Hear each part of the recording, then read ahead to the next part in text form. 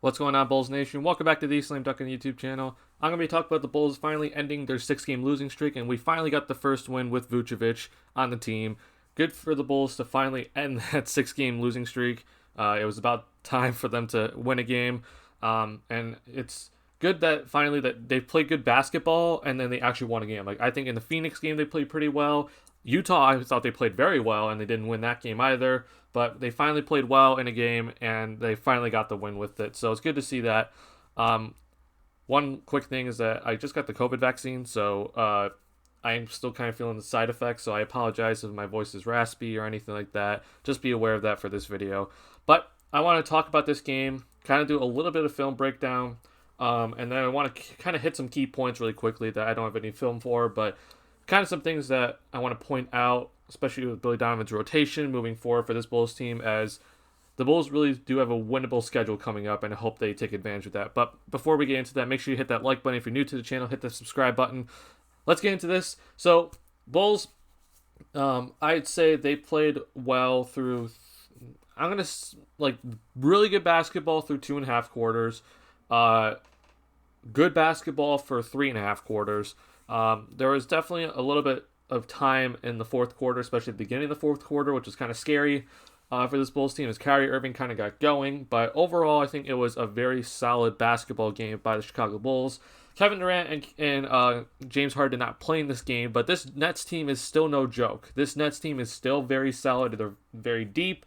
I know LaMarcus Aldridge and Blake Griffin are not what they used to be, but they're still very solid players. And this Nets team, with just one All-Star, can come back on any team because they can shoot that 3-point shot very effectively. So, this Bulls team could not play around with the Nets, and they did not do that really, except at the beginning of the fourth quarter, I would say. But a couple of things that stand out to me in just the box score here. One thing is the 9 turnovers, so the Bulls did a great job of limiting their turnovers, and this is big against a Nets team that plays small. You cannot give up the ball, especially live ball turnover, against this Nets team because they get out and run. They play small all game, right?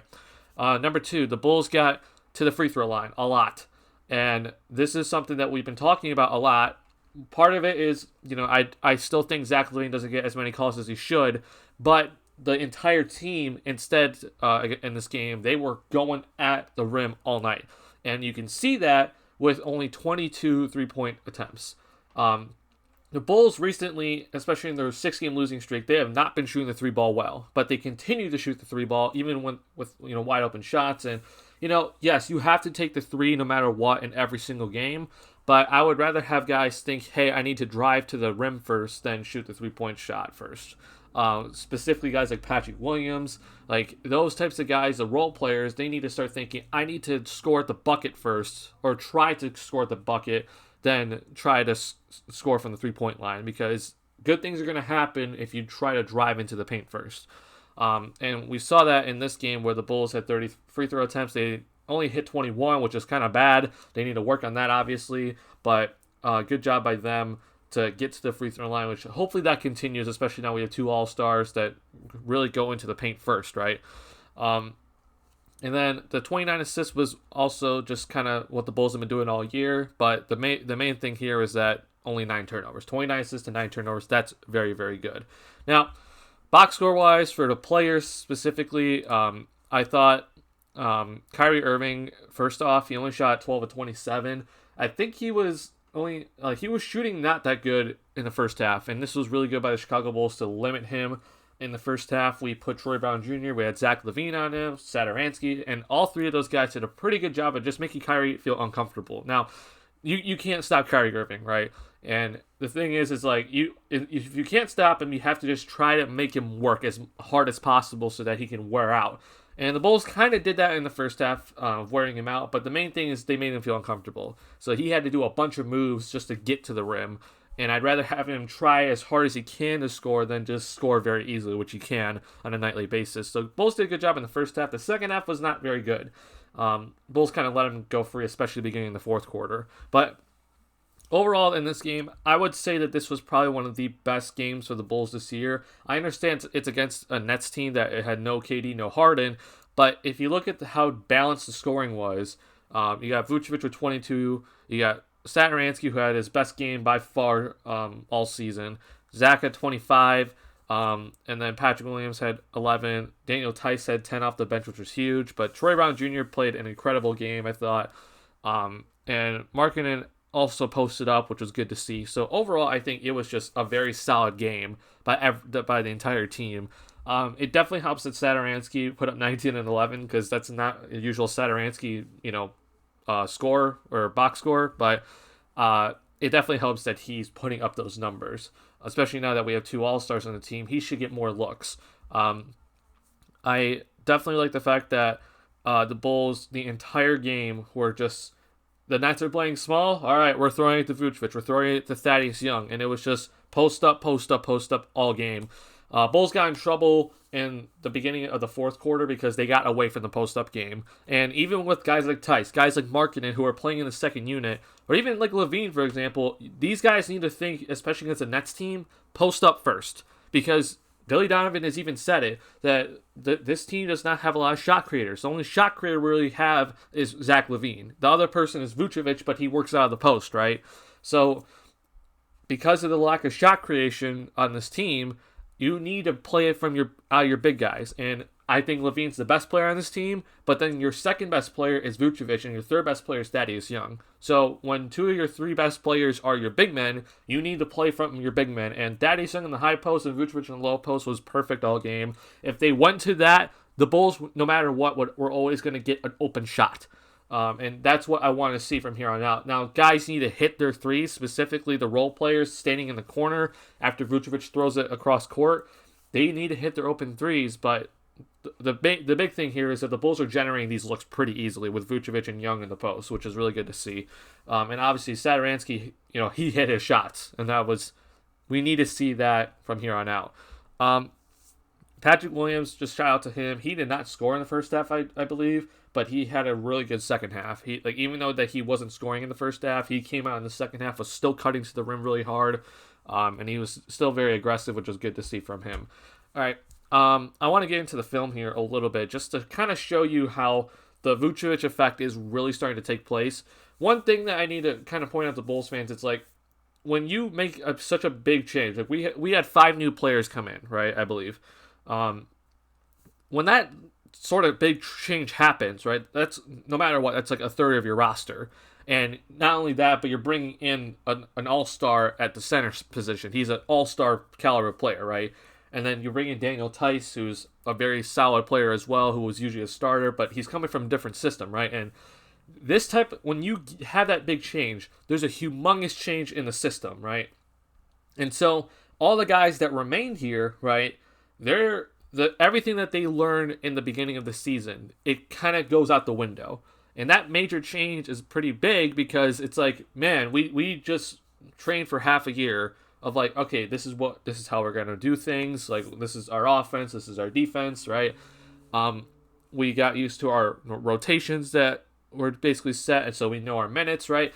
All that goes out the window now. So not only do the new guys that are coming in have to get used to a new system, the old guys that remained here, they have to get used to a whole new system because we're bringing in new guys, so we have to adjust to their attributes, right? So instead of being very perimeter oriented as we were before the trade, now we're playing out of the post a lot more, which is good to see, but guys aren't used to that. We never really had a post up option except for Thaddeus Young before Vucevic came here, but that was more of the high post, right?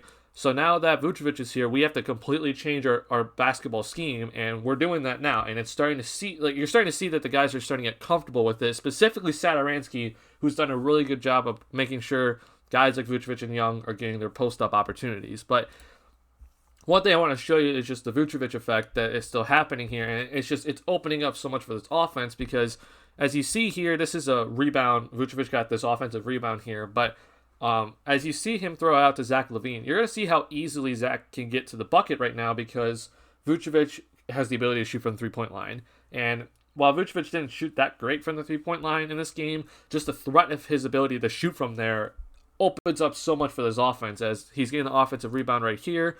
As he gets it, he throws it out to LaVine. So now it's, again, though, because it's an offensive rebound, you only have 14 seconds left on the shot clock. You got to go pretty quick. And Zach doesn't wait around here. And as this looks like he's going to be a screen and roll, or a screen and pop, Levine decides to reject the screen. And just because Vucevic can shoot that 3-point shot, you see that Aldridge has to stay right here, right? Aldridge cannot move because Vucevic is able to shoot that 3-point shot. This gives Zach an easy drive to the rim. He could easily beat his own man no matter what. But the big thing here is that he's not going to be meeting a big man in the paint. So in this case, it would be Aldridge. Aldridge is stuck on the perimeter due to Vucevic's 3-point ability. Therefore, Zach's able to get into the lane pretty easily and not have a big man contesting his layup attempt. And this is an easy dunk for Zach right here. Now, that's just Vucevic with just him, off ball. But main thing that we've been seeing all game in this game, but even just since Vucevic has gotten here, is that teams have to double Vucevic unless they just want him to score right in the post. And one of the things that I'm going to show you right here is, and I think this is off another offensive rebound. By the way, Troy Brown Jr. had a great game, but main thing I love for Troy Brown Jr. is that it was offensive rebounding all game. But I think this is one of his offensive rebounds. But as we reset here, you see what's happening with the Bulls. They're not thinking, hey, let's throw it back out and then let's run pick and roll, right? They're automatically thinking, hey, let's go back inside. We need to go back into Vucevic right here. And Vucevic posts up Jeff Green, who's playing the center position at this moment, and he's only 6'8".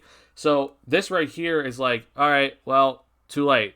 Vucevic has inside position. He's basically 5 feet away from the rim. Jeff Green, you're 6'8". You can't guard him. Good job by Satoransky to notice this. And then right here, you're even seeing, like, Bruce Brown came over to double team, but he's too late. He's too small. Landry Shamet here, he came in to swipe at it, but it's already too late. But this is what's happening constantly for the Bulls all year, is that, or not since Vucevic got here, is that once Vucevic gets that ball in deep post position, it's an immediate double team from the defense. So it's guys like Troy Brown Jr., guys like Daniel Tice, guys like Satoransky, and now Markkanen. These guys need to hit their open shots that are generated by Vucevic's ability to post up and draw that double team. As Vucevic has shown, he is a very good passer and he has very good vision. He can throw it across the court very easily to the open man. And if you're open, you got to hit that shot. Or if anything, you got to cut to get open, right? But right here, I'm just showing you that this is what needs to continue to happen. As I think Vucevic even got fouled on that play, but nothing was called.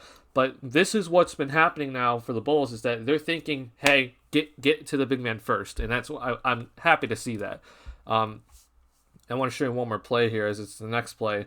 Right here, this was something that was run a lot at the end of the game.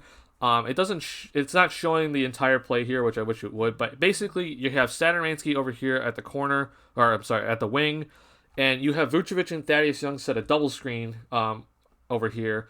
And what this does with specifically the Nets are switching everything. So this is good recognition by Donovan and Satoransky, is that if the Nets are going to switch everything, then we can easily get a small on Vucevic or a small on Young, right? So you have the screen set here. So usually it's Bruce Brown guarding Satoransky, and then screen is set. And then right now, due to all the switching, you got Jeff Green, who's guarding Vucevic initially on Satoransky, and got Bruce Brown on Vucevic. And while Bruce Brown is a good defender, he's not a good post-up defender, right? So you throw it to Young, who's a great passer in the high post, right? So even Young right here is just a threat to pass. And then you're able to throw it to Vucevic down low here.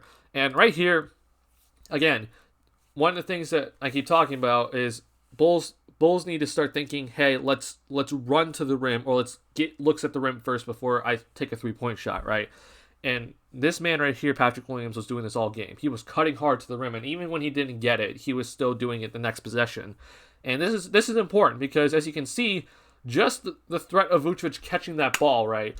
No one's paying attention to the weak side. Joe Harris, you got Jeff Green over here, right? These guys have no idea where their mans are, right? They have no clue where Williams is or where Troy Brown Jr. is. And you even see Kyrie Irving already pre-rotating to double team, right? So right here, you catch it, but then Joe Harris then recognizes, oh, okay, here comes Patrick Williams, but then this opens up Troy Brown Jr., and just Patrick Williams' cut right here, this opens up Satoransky. So if, let's say, Vucevic got triple teamed right here, then you can swing out to Young to throw to Satoransky, or Vucevic is still tall enough to throw it out to Satoransky, or if Joe Harris doesn't pick up Troy Brown, then Troy Brown Jr. comes right here, easy dunk-off pass right under the bucket right here.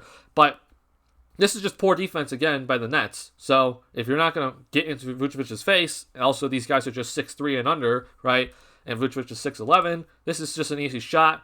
Bang. We haven't had that in a while in Chicago, right? The last guy we had like that was Pau Gasol, but he's long gone, right? So to have this right here in Vucevic is that he's able to draw that double team, number one, to open up all of the guys, but then also have the ability just to make that type of shot, and it looks so effortless, right? That's the big thing for the Bulls going forward, is that you need to get the ball to Vucevic right there, because no matter what, it's going to end in something good. Whether it's Vucevic taking a shot or he's passing the ball, it's going to end in something good. The guys just need to cut properly and then space the floor properly, and try not to bring anyone to the party, as Stacey King says. Don't get in Vucevic's way. Let him go to work. Let him do his thing. As we saw earlier, right, that guys didn't know how to work with a post-up player. Now we're starting to see guys are really comfortable working with a post-up player, and they're making the right cuts and going to the right spots on the floor. So good job by the Bulls to, 6 games in, they adjusted, right? And that's what we need to see from here on out. Now, last thing I want to talk about here. Bulls right now, they're at 20-28. So while we've been hovering around 500 all year, right, the 6-game losing streak obviously, kind of killed our record. But even with the 6-game losing streak, luckily Toronto was also on a pretty bad losing streak. The Pacers haven't really won that much either. So the Bulls right now, they are still technically in the playoffs. They're in the play-in tournament, right? But they need to make sure that in these upcoming games, they start winning. They need to win a bulk of their games. Like, at least in the next 9 games, or maybe the next 8, they need to win at least 6, right? And there's some pretty easy opponents coming up, and these are games that you should win, especially now with Vucevic, and Zach LaVine looks at least 85% now. So you need to win these games, and guys need to bring it defensively. But this Bulls team right here, I mean, we're 4 games out of the 8 seed technically, but we're also 4 games out of the 7 seed. We're 4.5 out of the 6 seed, right? So we're right there. And with the Hornets now missing Ball and Gordon Hayward, the Knicks, we don't know what the Knicks are going to do, and the Celtics, they're also kind of struggling, but I think the Celtics are going to go up. But I'm looking specifically at that Hornets team to fall. Also looking at the Pacers team to not do very well, and I'm looking at this Hawks team to also fall as well. The Bulls need to take advantage of their upcoming schedule, which I'm going to show you, and hopefully slide into the playoff spot and get into the top 8 and not have to worry about being a play-in team at the 9th or 10th seed. But looking forward here. First off, Indiana. This is a big game because we're right behind Indiana. We're 2 games behind Indiana. If we win this game, we gain a game on them, right? That's important, right? And we should win this game. Indiana's still a very good team. They're just underachieving right now. Sabonis is an all-star. I would say Malcolm Brogdon's a borderline all-star, but we need to win this game. Toronto, they're very scary to me, especially because it's going to be on their home court, and they're just getting healthy, right? So I'm kind of scared about Toronto, but again, we should probably win this game. Atlanta is definitely a team I'm not really too sure we're going to win against, but it is definitely a test. Minnesota, we should win against them. Memphis is definitely a toss-up. Orlando, we need to win against them. Memphis, again, at home. I think it's kind of a toss-up, but we'll see. Cleveland is definitely, we need to win. We're probably not going to win against Boston, but the thing is, Boston does play small, right? So we should be just pounding the post all game, right, against Boston. Cleveland, again, we should win this game.